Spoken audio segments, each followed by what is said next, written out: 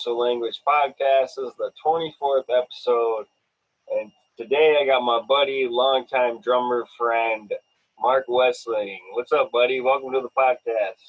What's up? How's it going over there? Good, man. How you doing? I'm okay. A little bored. This quarantine crap sucks balls. Yeah.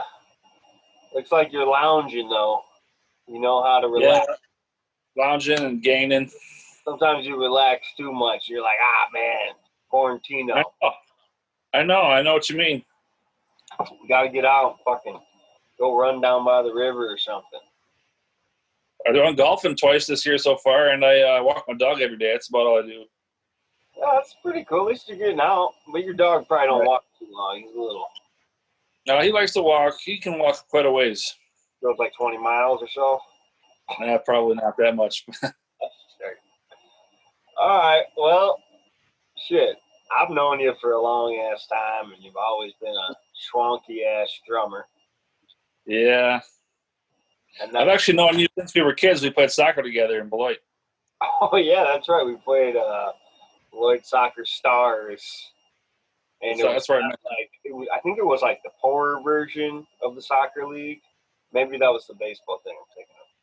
But yeah, that was cool because it was like half Clinton kids and half Beloit kids or whatever. And then I met you again when I moved to Beloit in 7th grade, and you were a year older than me. That's right. You guys were kind of punkers, and I was a hip hop weirdo.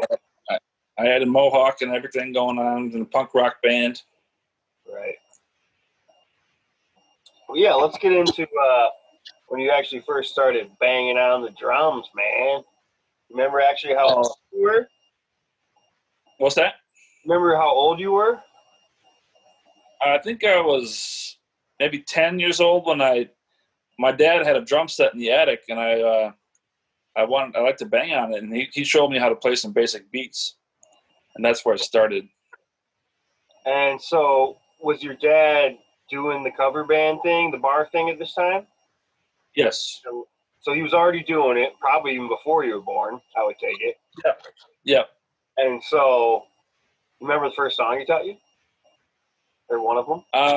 I learned on a U2 album that I had, U2 Pop.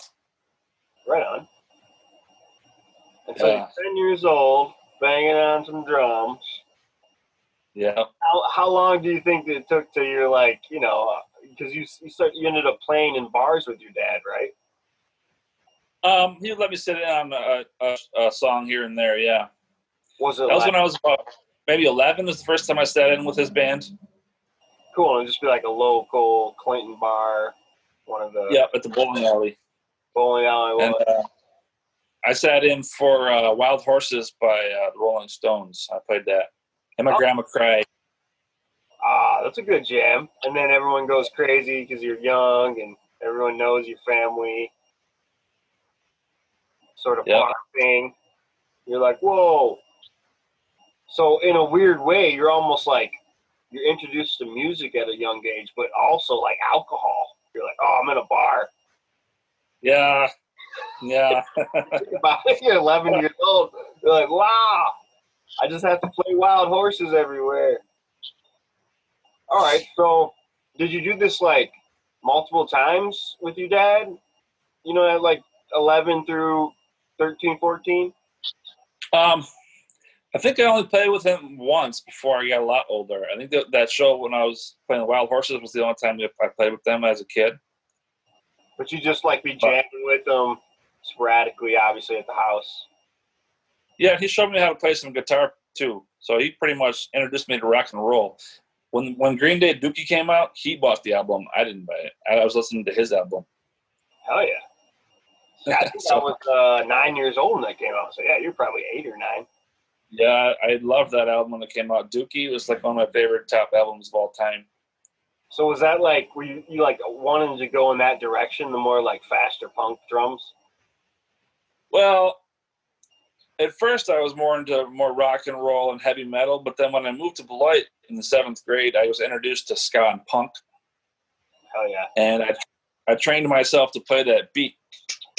It took me a while. I had to get muscles. My muscles had to memorize how to do that. Yeah, but after that, You did that like consistently, like day and night for a while? Well, no, I set aside 10 or 20 minutes to do it every day to work Oh, on my okay, muscle. that's right. That's cool, man. So that And fast. ever since then, it's been pretty much punk rock stuff that I played, and jazz too.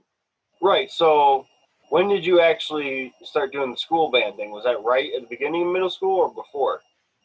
Well, I started out on the trumpet, and I was pretty good at that. And I knew I was a drummer, but for some reason I didn't join the drummers because there was too many drummers. But eventually, my teacher, when I met my teacher in Beloit at Aldridge, he saw that I was a good drummer, and he helped me out a lot. And I started playing drums, and I played in the Beloit Jazz Band for 7 years. Oh, right on. So for the rest of till high school is over. Actually, I took freshman and sophomore year off because I didn't want to. I was with the punk. I was being a punk. That's right. Okay. So I got back into it in junior year, and we traveled all over the place and did competitions and stuff, and we were really good. So I learned how to play jazz in middle school and got better at it in high school. So, and that's also a good thing to have in my back pocket because it's fun to play with jazz musicians once in a while too. yeah, and you're doing a little bit of both, especially, you kind of start out with the rock stuff your dad's into, and then you get into jazz, then into punk, a little bit of everything. Also, Christian music too. I grew up listening to Christmas. My mom played piano and sang at church at the time. So I was in the choir at church. Yeah, you have a pretty musical family in general, except for, I guess, your brother, right? He doesn't play anything. He's a good singer. He can play a little bit, get a guitar, but he never really got into music like I did, though. Yeah, because it seems like maybe you just kind of like embraced it a little more. It came a little easier to you. Yeah, probably. Because, what do you think? You were just like so into punk that it made you want to just focus on that for the first 2 years of high school? Like, you started your band in high school, but it was like right. Well, what took over? How did that happen? What really happened was I joined a marching band before my freshman year of high school, and I didn't like it, so I quit that, and then they wouldn't let me do jazz band. Oh, I see. You had to do both in order to be in jazz band. Yeah, I did not want to march, so I didn't do band for 2 years. But then in my junior year, the music teacher wanted me so bad. He said, "Well, you don't have to be in band. Just come and play in jazz." That's dope, man. So I did that, and then senior year they made me. My mom made me join band or something like that. But it was so like when you quit, marching band. Was it like around the same time you were like, let's start a punk band, or? Yes, I had a band called the Battletoads, and we were. You kind of created it in its own right? It was like your idea, or you and Tyler? It was just me. I wrote all the music and stuff. Tyler wrote the lyrics, but I wrote all the music. You composed. And yes, that was at the same time as when I started to get into that band. Was in the 8th grade, and then I had that band going. I had lots of friends. We were out like partying all the time, and I didn't want to march, go to school. I didn't want to go to school at all. Yeah, we were having too much fun doing like these weird basement shows and whatever the hell we were doing. Yeah. So was it almost like, yeah, you were in a grade younger than me. I'm a grade younger than the Supermints, so you were kind of like looking at them like, oh shit, we should start a band. Pretty much, yeah. They definitely motivated me they made me want to be in a band myself, and I always wanted to be in a band as well. But you were already friends with Tyler, of course. But it was was it just like you decided, hey Adam, hey Joe, you're gonna play in this band? How did that happen? Well, I met those guys when I met those guys. They had been playing guitar for a little while, and I said, "Well, can I be in my band?" They said, "Okay." Tyler can sing, so. And so, was it like easy enough to kind of tell them what to play? No, it was difficult, but I did. But okay, so they had played a little, but you still kind of had a little bit more natural. I pretty much taught these guys how to play music. Or at least this punk rock sound you guys have. Very simple. It's very simple and easy too. So, Right. Punk rock music. Yeah. I mean, you guys had some cool kind of like lead parts. You know, you gave that little extra thing you get with two guitars. You know, I'm trying to think of some of that first song on the Banana Split was cool. It's a kind of a goofy lick, but you know, compared to what everyone was doing, it's not like we were that experienced. Right. So then, Battletoads broke up because we grew apart, and then a year later, Ben from the Supermints asked me to play with him in his band, and I said, "Heck yeah, I'll play with the Supermints." But wait, so Battletoads broke up when you, at the same time you were back in the jazz band, like the end of your sophomore year? Or Battletoads broke up in the freshman at the end of my freshman year of high school. So we were only together for like 2 years. And didn't you guys get to do like one or two really cool kind of bigger shows opening for Supermints? Supermints, yeah. We opened up for like Taking Back Sunday. We opened up for Fall Out Boy one time when they were rising stars. I mean, but Battletoads you did? No, Supermints.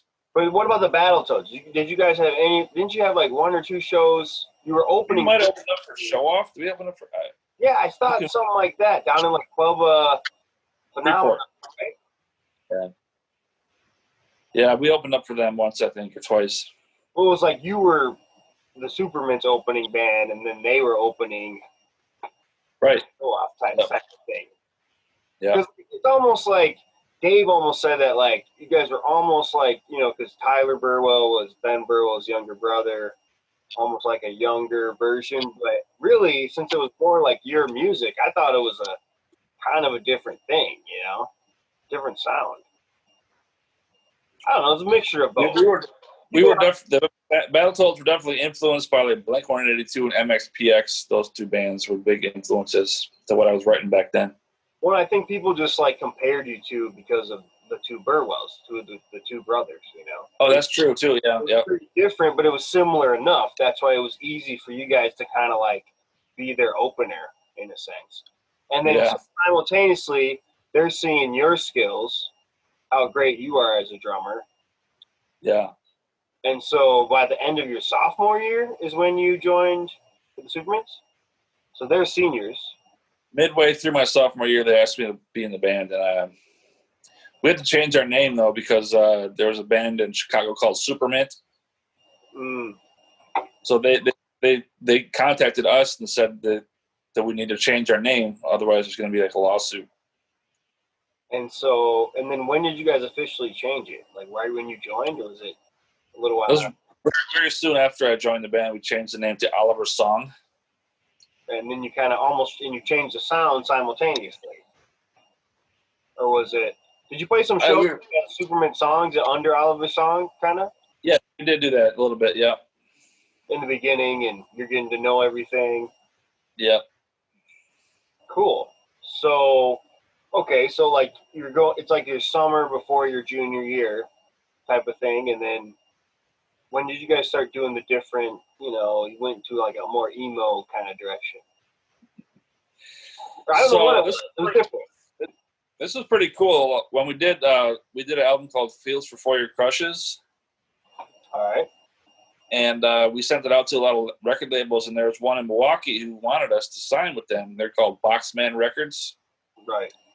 And we did. I think we signed with them before a show one night, and then we played a show, and then they wanted us to be on this compilation album. So we recorded some new stuff, and it wasn't even like pop punk anymore. It was like more like experimental emo rock punk kind of stuff.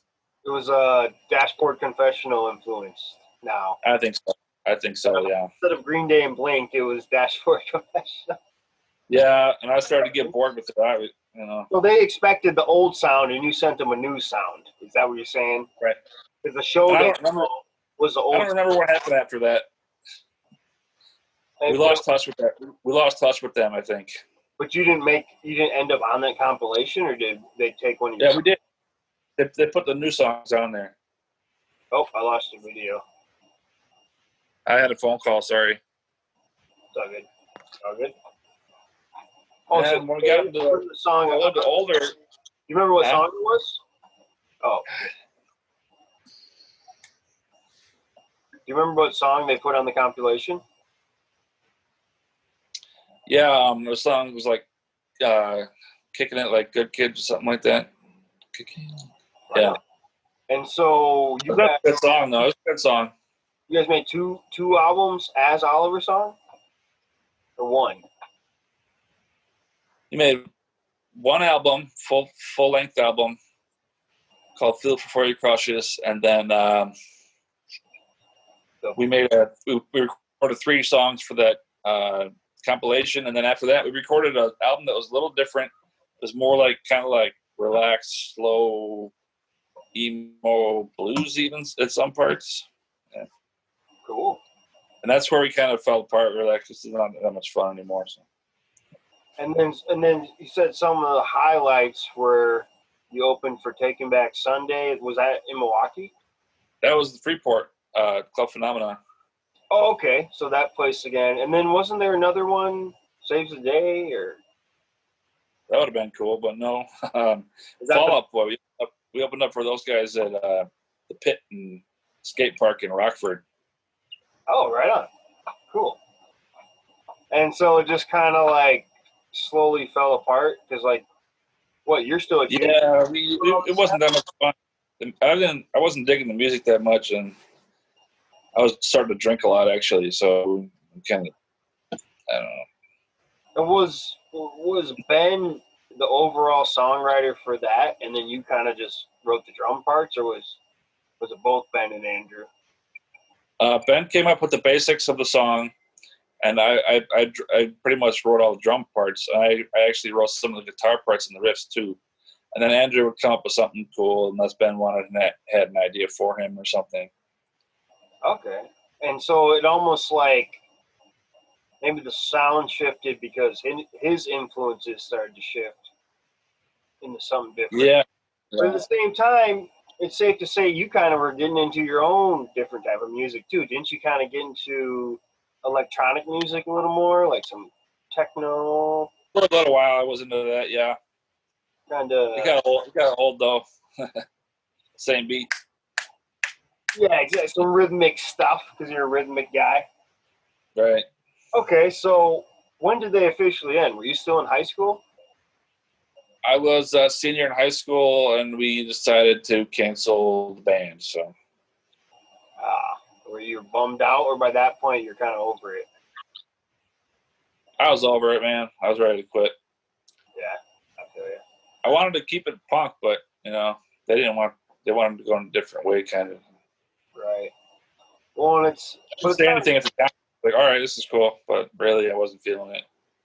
It's kind of cool that it's like you three were like the last remaining of that scene in a way, and like you had your Battletoads thing, and then you kind of like kept it going with them, and then I guess that was kind of the end of it. But like nobody else from that scene, whatever, Stalefish, what was it, Billy's Answer Machine, like none of those like continued, and so like you three were like the last people who were still playing that used to play all the time, so it was kind of first and the last. And yeah, unless you want to count Green the Grit, it's a Beloit band. The Supermints were always known as like the best of that little punk scene, so it was almost like you were probably the best drummer of that punk scene, so it almost made sense. You guys were the last ones remaining. Yeah. But it's almost funny how it ended because you guys stopped playing punk. It's not a punk scene anymore, right? Yeah. But I mean, it was cool. But you wouldn't call Green the Grit a Beloit band? Oh, we were the last ones. I know, exactly. And that's kind of like, me, you, and Dave are kind of like the last ones who are still playing together from that scene. But it's pretty different because, like, you were still, like, in that, because what? You started Battletoads when you were a freshman, right? Or 8th grade? Yeah. Yeah, you really stopped playing with high school punk bands till you were a senior. So like you did it the whole time. I mean, fucking what? Nifty was like 6 months or something. You know what I'm saying? So it was like Billy's answer machine. You know what I mean? I don't know. Battletoads was only a year, right? Or year and a half? Yeah, about a year and a half, yeah. So it's cool that you at least got to kind of you play it out through high school is what I'm trying to say. You know what I mean? Yeah, it gave me something to do during high school because I didn't like school that much, and I was good at sports, but I decided not to play sports in high school because I was so into music, and we were partying a lot too, so I didn't feel like running out playing baseball.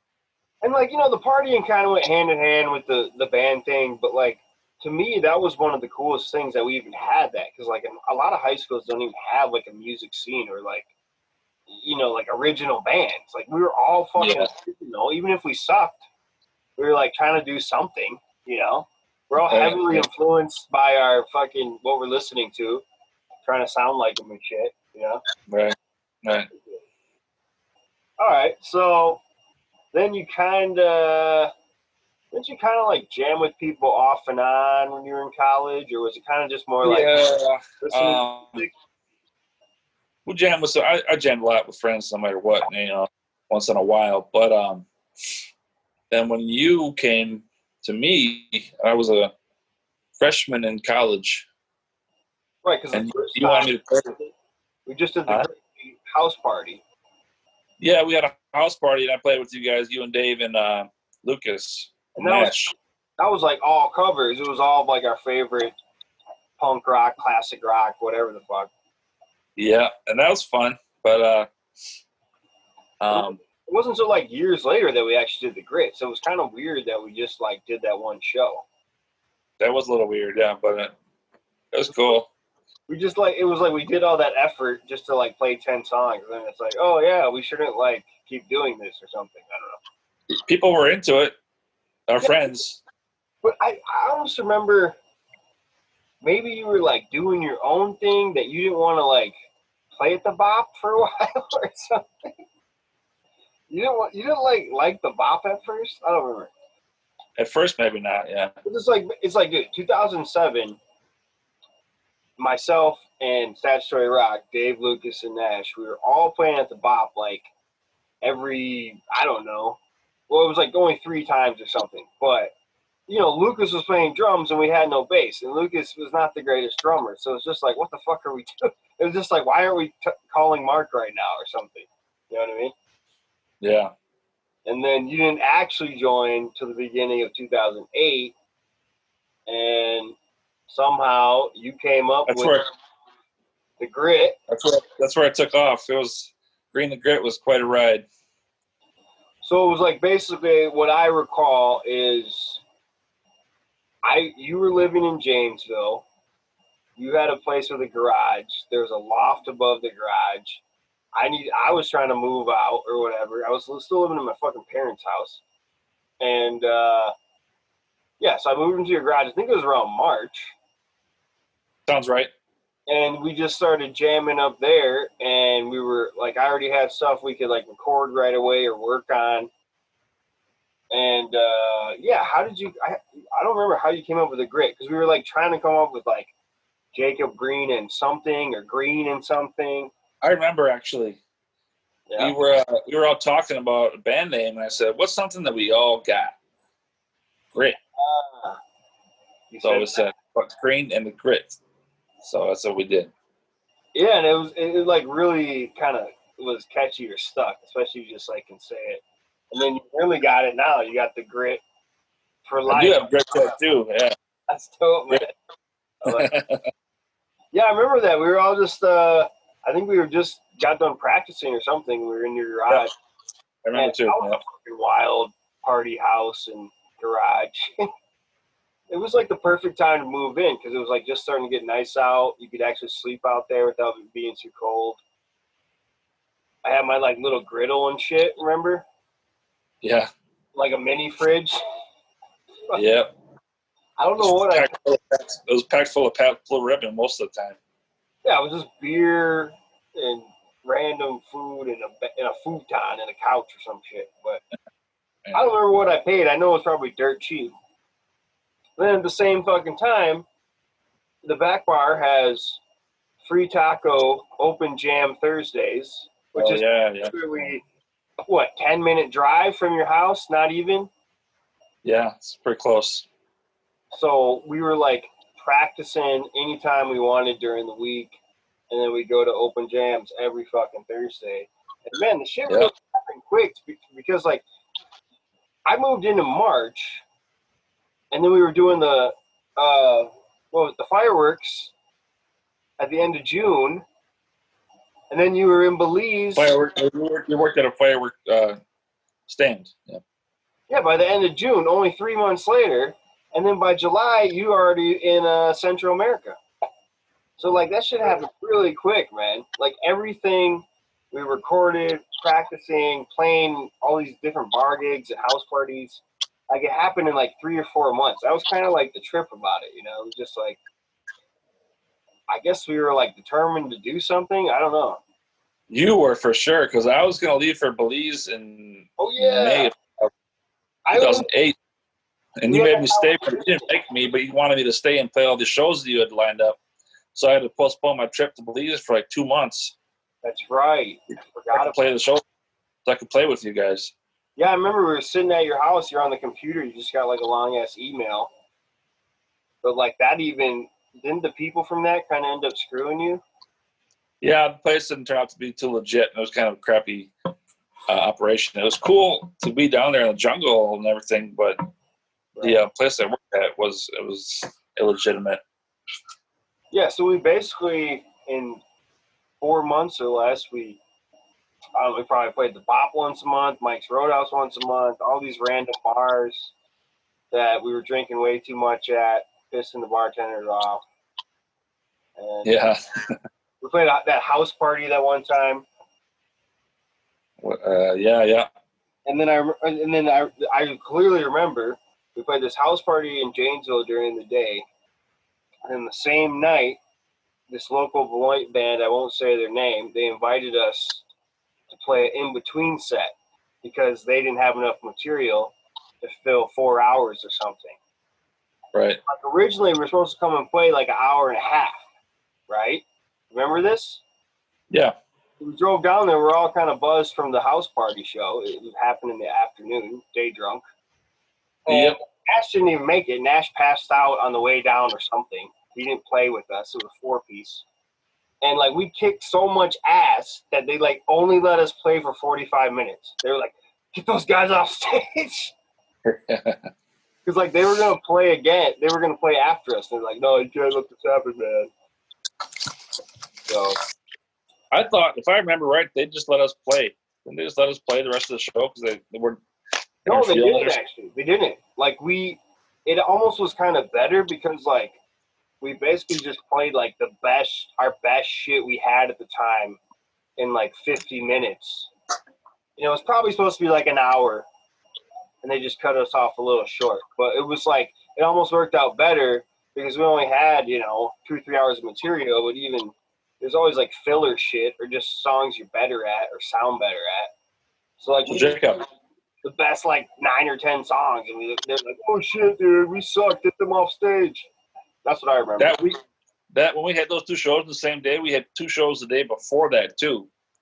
We had 4 shows in one day. 2 days. And 4 shows in 2 days. Yeah, and that's including if you include the back bar jam, right? Yeah, and we were drinking the whole time too. Well, in the back bar jam, it always ended up like they let you jam at least for a half hour, and then there's not a ton of bands there. You can end up jamming again later. So it was like going there every Thursday. It's practically like playing a show, And it's a fucking awesome stage. We had a couple shows there that weren't open mic though. Oh yeah, and then we started getting there. Like we played there at least twice in that time frame, and I remember we played the place. The Monticello place. Oh yeah, that was fun. It was through a friend of mine, and the cops were like, it's a very one-horse town, small town. The cops were waiting outside of the bar, just waiting for people to drive. And luckily, the place we were staying was like a mile walk away, so we all walked. That was pretty cool. Remember that? Slept outside? I remember that. We slept outside. Or maybe in a tent or something. I don't know. I remember going to the show and playing it, and the crowd was feeling it and everything. I don't remember afterwards, though. Did we go to a party? Somebody's after party? It was Jamie. She's the one who got us the show there. So, yeah, it was like... Or no, maybe it was like Lucas's family. I don't fucking... Who knows? Anyways, it was a crazy summer. And it's like literally just because of how crazy that was, we practically continued the grit for this long. I mean, really, yeah, okay, we lost the original bass player. I mean, we still got the same grittiness. Yeah. Hopefully. Me and Dave are grittish. And then you had fucking Billy playing bass, Josh Bearcheck. He's pretty gritty himself, isn't he? He's a grit motherfucker. He was temporarily drummer when you were somewhere else in probably Alaska. Okay, so then what the fuck happened? You came back from Central America. Not the best experience. We did from Colorado. But remember, if we did Infinite Nature then. We started doing that, but then we had that Roadhouse show and we tried to do the grit and like they didn't want to do it. You remember that? We went and practiced with them.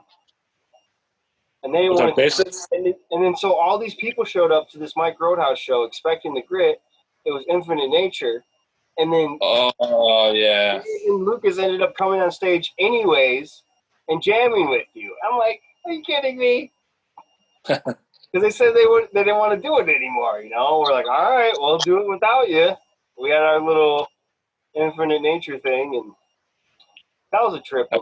Milwaukee. We lived in Milwaukee together. Yeah, we lived in this ridiculous house.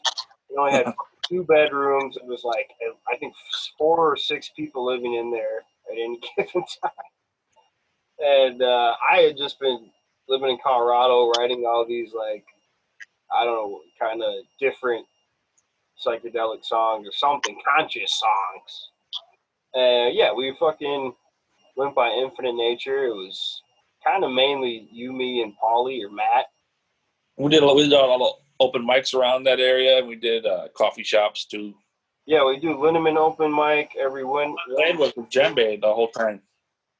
We would do the full drum sometimes, but yeah, for the most part, we were like more acoustic with like a djembe. You know, I think Matt even played bass a couple times. Matthew Ryland, he did. Yeah, and he played lead guitar a couple times too.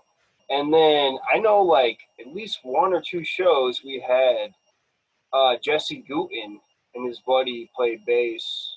Remember that? Jesse Gooten, skinny guy with dreadlocks, really good guitar player. Yeah, I kind of remember him. And that was another really short-lived thing because like again, you were like taking off going to Alaska this time, right? Yeah. But at the same time, it was just Infinite Nature. It didn't quite have, we weren't doing like any covers. We weren't getting like these like paid bar gigs. We were just like fucking roughing it in Milwaukee, playing anywhere they'd let us. Yeah. We was fucking a bookstore show and I don't remember what the hell we did Linneman's a lot. That's what I remember. Yep. And that was kind of short-lived, but is that what you went to Alaska in 2009? Is that when that happened? That is when it happened. Because yeah, 2009 I was there for the 4.5 months, and I came back and we played a couple shows right off the bat. I think. Well, that's when temporarily Josh Bearcheck, I started jamming with him anyways. We did a couple of duo shows, and then we did this like weird grit thing. It was just me, Lucas on bass, and Josh on drums, and that was kind of like less of the grit than what it is now, I would say. But then you came back. When I got back from Alaska, didn't we play a show where it was like we had to come with a new name? So it came up with Riverwater Tribe. No, that was a little late. That was 2010. I'm not sure if that's right maybe that was right when you came back, but yeah, okay. So Riverwater Tribe, no, that's a thing. So River Water Drive, it was the end of the summer, 2010. I had came back from Colorado with Tony, living in Milwaukee. And then you were coming with me and Dom. So me, you, Dom, and Tony, we all went on this little mini tour that I had booked from Wisconsin to Minnesota and back. Right? And it was only like, I don't know, three. That was after it was like 3 or 4 shows. Wasn't that after I got back from Florida, though, Jacob? Oh, that's right. Yeah. So that was after you got back from Florida. Your other adventure.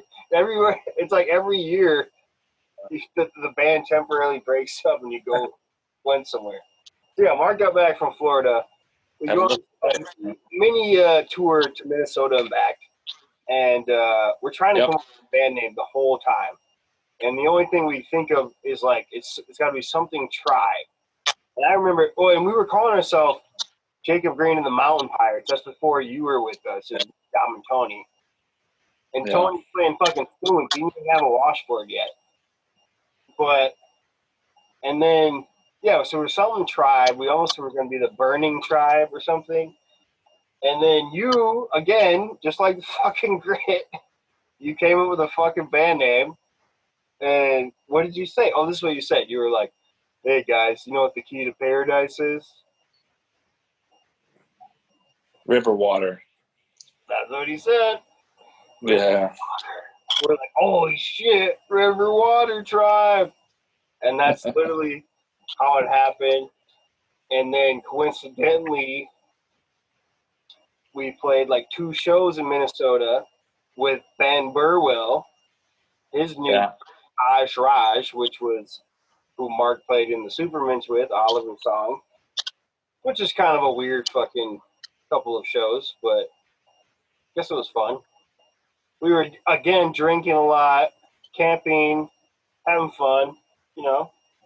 But and then the first show that we had on that tour, I couldn't even play. I was too drunk. Oh, that's right. Yeah, you guys got all pissed at me. It was like a 3.5, 4-hour drive to Eau Claire, and Tony and Mark drank like a whole bottle of Fleshman's vodka on the way up. No, we didn't. No, you didn't? Oh. You should cut that part out. Oh, sorry. You drank a whole... About grabbing. Can you cut that out, Jacob? Yeah. Cut out whatever you want. Yeah, don't say we were drinking in the car. Oh, okay. You know what I mean? Anyways, Mark drank way too much before the show. And it was a little disappointing. And then the funny thing is, you stopped playing with me temporarily at that point, and the Tribe, like, my van got stolen, so, like, a lot of my amp and all my pedals, like, anything I had that could make me, like, electric instead of acoustic got stolen. Simultaneously, you stopped playing with us, and so we went in this completely acoustic direction. Tony got a washboard, and we kept the name. So that's kind of the funny thing. Like, you came up with the name and shit because of this little tour we did. And then we just kept the River Water Tribe name.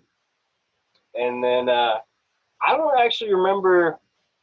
I mean, I know you didn't play with the Tribe till years later, but I know we played with the Grit sometime. I don't remember when it was. Probably 2011 or 12. I think we had a reunion show at one point. Well, no, we did in 2010. So this is probably before the Tribe. We skipped something. That's when we did the Pretty Baby music video at the Bop. I flew back from Florida for a vacation. We did the video during my visit. And that was kind of like a reunion show simultaneously? Or was that later? Well, anyways, we did the Pretty Baby video. Our buddy John Ping, JJ, filmed it. He was doing it for like a school project. He was in college at the time. And it was a pretty fun video. Again, you had your drinking and drumming moment. Yeah, I had my close-up, drinking a beer and playing the drums at the same time. Overall, it almost kind of captured what the Grit was. Maybe not what we are now. It's kind of like a drunken party. It was our old stomping ground. I always thought we were like the ultimate party band. Yeah, exactly. That's kind of what we went by. And Yeah. that's what I almost feel like anything that's worth doing now as the grit, we got to have some kind of party theme or like, a punk rock theme, like a gritty. We're not gonna like play a fucking ballad. You know what I'm Right. saying? We could, Never. but we might not call it the grit. Yeah. We might. This is the grit right now. Sorry, guys. But so sometime between the tribe kept going very consistently. Out without Mark, we were doing an acoustic thing, tons of random members of the tribe. That's a whole other story. But 2010, 11, and 12, the tribe was going like very consistently. And I was hands off during that time. I think once or twice we might have done like a bop, or maybe again we were doing Billy on the drums during that time. And then when did we actually start playing with you again? Was that like way later? You said it, man, I can't remember. I probably could figure it out if I look at enough videos. Me too. I'm trying to think of it. I know for a fact, because I remember I was back probably in 2013 or 14. We played a back bar show and Josh was the drummer and you were there. And you were like, guys, I could still do this. We hadn't seen you in like 2 years because you were like getting sober, right? This is that time period. That's right. Yeah, that was that time. You were sobering up. Mark kicked the booze. And he came. We played a back bar show. I believe Billy Dreamer opened. And then the Grit played with Billy Dreamer. His name's Josh Fairchak. He played drums since he was already opening with his own band. I think the Goodyear Pimps were headlining or something. They're kind of a big local regional band. And Mark showed up, ballsy enough, and was like, hey, guys, come on. I can still play with you. And I know for a fact in 2015, we played a back bar show as the Grit. And it was pretty good. We kicked ass, I think. It was good for not playing for so long. Yeah. And again, you're kind of like all these years later, you're cutting out all the filler stuff. You're just playing kind of what you're good at, what we're known for, if we're known for anything. But you know what I'm saying, man? And I'm then trying to think of something else. I was going to say I played with my dad's band. I was my dad's drummer for a while after I got back from Colorado in 2012. Okay. Later, yeah. Where you were not with us. 2011 or 2013 is when I was playing with my dad's band. We played some bar shows and stuff. And that's the Alan Groves band? Yes, yeah. Cool. And that's you guys do like some local Clinton, Darien, whatever, Delavan. Yeah, Beloit. Cool, man. And you guys pretty much only do covers. You got a couple originals, or? No, it's all covers. Right. They're still together, but when I quit drinking, I kind of stepped out a little bit and said, I'm only gonna do this if you need me to. Or I think there's one point where I was like, I want to play. I want to play with you guys, even though I'm not drinking. I can handle it. Yeah, exactly. So I did. I kind of had to get back used to being in bars and stuff without exactly, yeah, or what have you. But I think by the time, by 2015 or whatever, when we did that Grit show, maybe I think that was our official reunion show. We were kind of like, that's just when you kind of just became like, whatever I have available, we'll like make it work, sort of thing, because a year later, 2016, that's when you played with the Tribe. Remember we did that New Year's Eve show in Madison, Mr. Roberts? Oh, yeah. That was fun, too. We were, like, taking pictures outside in the cold at my parents' house. It was freezing out, snow. Somehow we got back together. We hadn't talked for a couple of years, and I think that at Tony's funeral, I came up and I played bongos with you guys because That's I wanted right. to play with you. Oh, I forgot. Huh? And that's when I started back with the band. It was that time. Right. So Tony died at the beginning of 2015. So I want to say, yeah, by And his the funeral.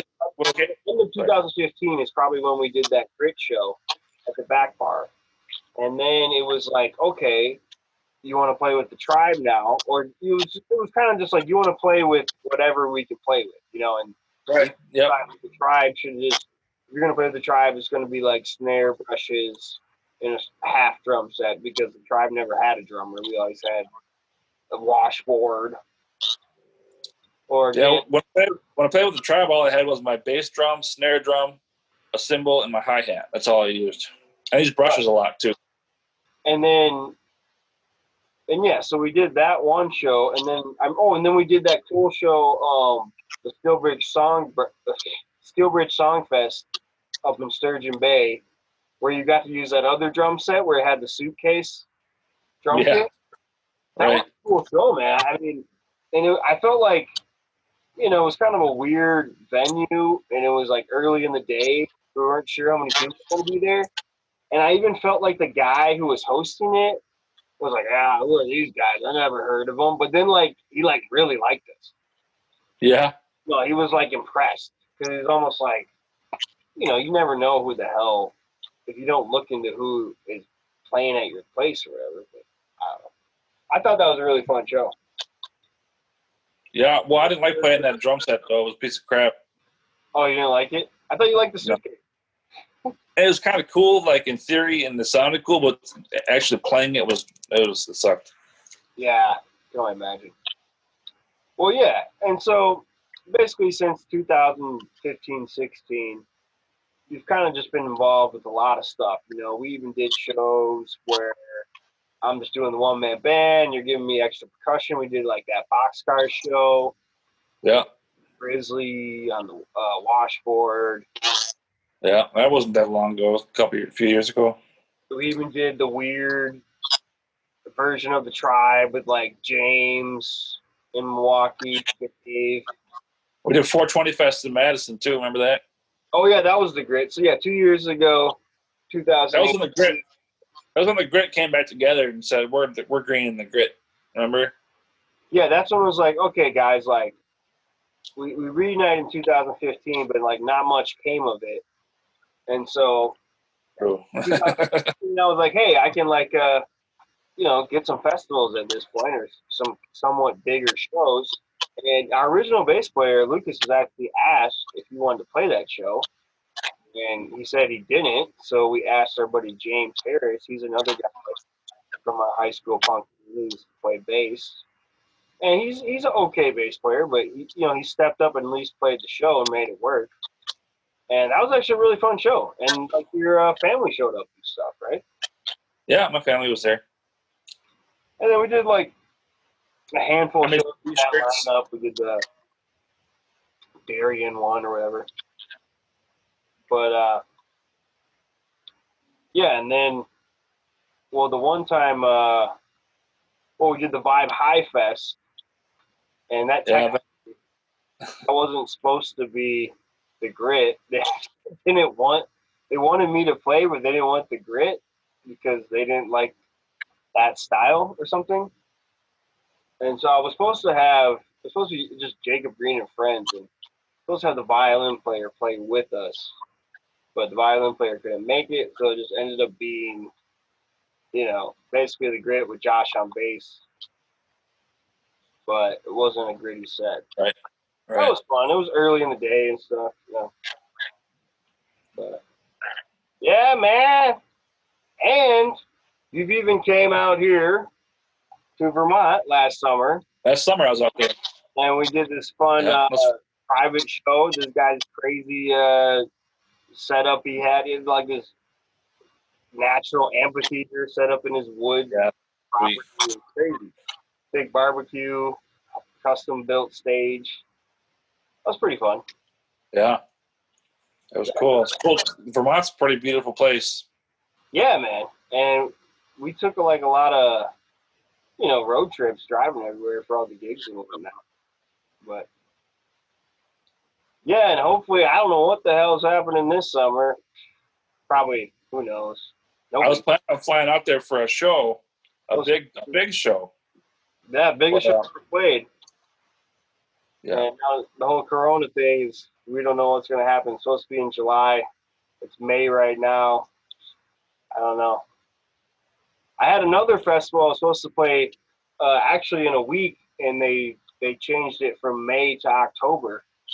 So possible something like that could happen. I have no idea.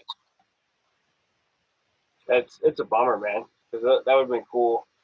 Open for such big bands. Right. Yeah. We're supposed to open up for like the Wailers, like from Bob Marley and the Wailers. Yep. Those guys, the band from Bob Marley. We're supposed to open up for like String.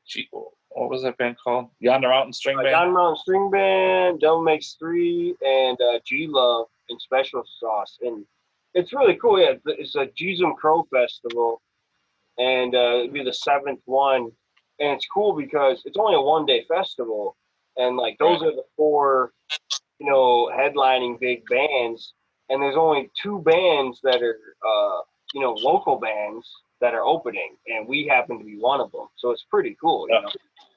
Yeah. There's not many other names to look at.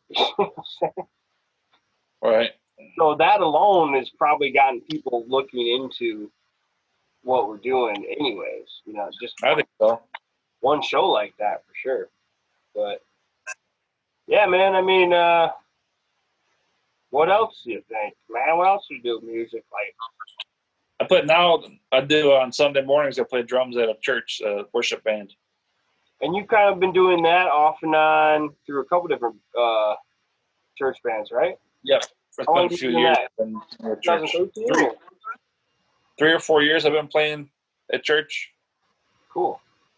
And that's kind of a different experience. You said, like, you get, like, earpieces and you get a iPod, the music's all there. iPad. Yeah, that's very technical. And so do you find that's, like, almost restricting your swankiness? Restricting my what? Like your swankiness, because I feel like maybe it's your jazz background, because, like, I feel like you always, I've recorded you a lot, and I played with you a lot, and you always make it a point to kind of, like, play your fills that, like, make you your own, like your signature. You know what I'm saying? As opposed to, like, a church thing, you might be more staying to the song beat, like a little more simple. Church, yeah, I basically play what they want me to play. Right, because, I mean... We cover songs, and then, well, a lot of times we'll cover songs, and I'll just play exactly what the drummer's playing on the, on the cover. Which is pretty easy, don't you think? Very easy. Yeah, and that's what I'm saying. So, like, do you think you do that intentionally, though, when you're, like, rocking out? Like, almost like you make it a point to, like, do these fills that are, like, you wouldn't always hear. Almost like a spoon thing, you know what I'm saying? Second. My dog's whining. Okay. There's Rex. Yeah, I mean, this is my dog Rexy. He's about 10 years old. He's a great little dog. He's awesome. He's a good guy. Won't bite you no more either. So what were you saying? I mean, don't you think you have, like, I don't know, your own schwanky style? Like, you almost... Yeah, I do. I suppose I do. Yeah, because it's like, you could, like you just said, you could almost do the church thing where you stick to the song in any band you play in with the grit if you wanted to. But it's almost like you make it a point to give it that extra fucking fill to, like, put your stamp on it. You know what I mean? Yeah, I do. Thank you for that, too, because it's...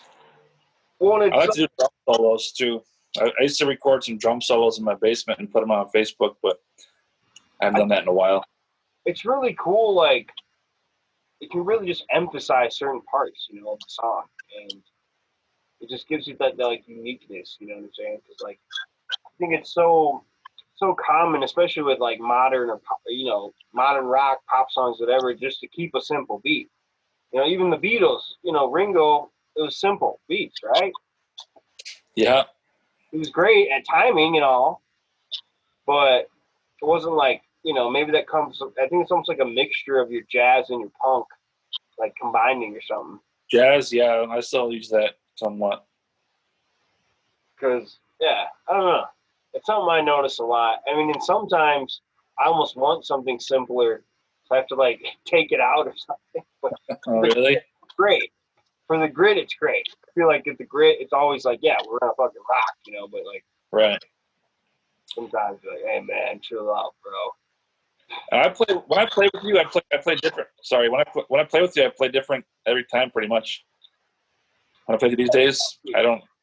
Well, I mean, maybe like certain songs you do a little bit more similar, you know, because you know the parts so well. But like, yeah, a lot of it's pretty loose and it's jamming.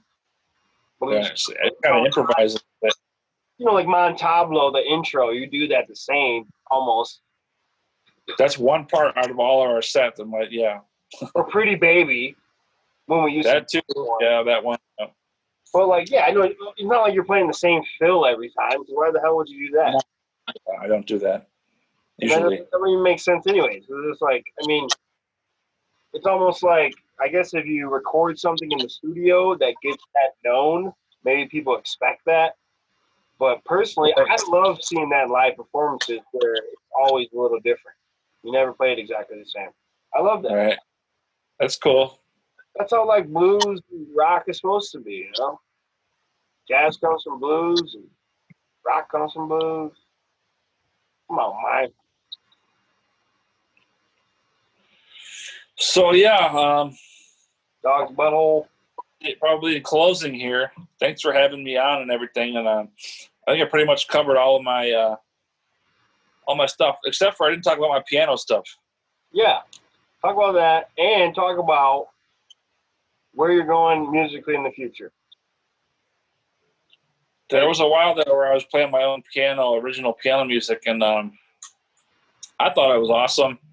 Some people thought it was really good. Some people didn't like it, but I recorded an album, and that was called Life in General, kind of like the MXPX album, but totally different, obviously. You recorded And this downtown Beloit? yeah, in a studio in Beloit, and I didn't get a lot of great reactions from the stuff that I was writing, so I kind of backed off and stopped doing that. I liked it, but Wasn't this kind of like, you know, you're staying sober? It was almost like a therapeutic thing. yeah, when I quit drinking, was it 2012? Yeah, that's when I got into the piano. Cool. And you've already played it a little in the past, but maybe not as much. Right. Yep. Yep. I had my own style and everything. It was kind of like avant-garde stuff. Some of my friends thought it was really cool. Some of them, like you told me, didn't like it. Yeah, it was a little unique. It was my own thing. So what do you think? Yeah, that didn't go anywhere. So I was a little disappointed about that. I thought maybe I could make some money doing that. But Well, what do you think? You know, what do you think to do in the future? You know, you've had some punk rock, you've had some grit, avant-garde. well, I'm definitely going to continue playing in church, and I'll come out there and play with you whenever I can or whenever you want me to, whatever. Or whenever I'm there. That's as far as I thought through. But you think you ever get like back into, you know, writing some type of original compositions, whether it's songs or something different? I had not thought about that. So busy with other stuff that I haven't thought much about what I'm going to do musically and with my future at all. I haven't thought about that. Because, like, I mean, overall, you know how to put a song, you know how to put the different parts together. So, Oh yeah. almost like, you know, you could just, hey, maybe right now, what else you got to do? You got a keyboard there? Yeah, I got my keyboard. Hey, come on. Write a composition. 5 different parts. I did. Few years ago, I recorded a song in the studio. I played bass, guitar, drums, and sang. I did all of it myself. Where is this available? I never heard this one. I'm gonna have to try to find it because I might have lost it. It's not online anywhere? I don't think I put it up online. Where would I find it? I'll look into it. But that was something I did by myself. I thought would be cool. It was a Christian themed music that I was playing. Well, yeah, maybe you'll get back into something like that. I mean, it's cool when you're doing all the parts like that, man. It's like, your thing. It's totally your thing. I actually had my dad come in and play some lead guitar over it because I'm not that experienced with lead guitar. More like, rhythm. Dude, I want to hear this shit. I don't think you really told me about it. Maybe. I don't think I did. I'll look into it and see if I can find it anyway. Right. Cool, man. Well, that about wraps it up, ladies and gentlemen. Thanks for being on the podcast. Yeah. Thanks for rocking out. Thanks for being on the podcast. Thanks for rocking out for how many years? A long time, bro. You're banging those snare drums to death. You still got the same drum set from high school. I've had that drum set my entire life. It's a silver Pearl Export. Tooth and nail record sticker on it. I do have that on there now. And and I was saying Mark recorded about 30 different drum tracks with me recently. So I've been slowly working on those in my home studio. A lot of those are really cool, man. They're coming out pretty cool, I think, too, yeah. Yeah, and that's even, a lot of that is just a preview, because so much can go into editing and redoing shit. But, oh, man, I love what the keyboard guy did. I was just, like, blown away. I was like, okay, we got to get more of this. But, yeah, hopefully. Well, I hope to see you this summer at some point.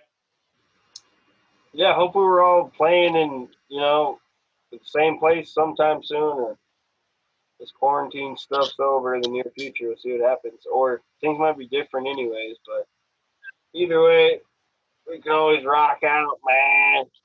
Right? Yeah, man. Anything else you want to say? Put out into the universe? Rock and roll saved my life. Still rocking after all these years. Grit tattoo to prove it.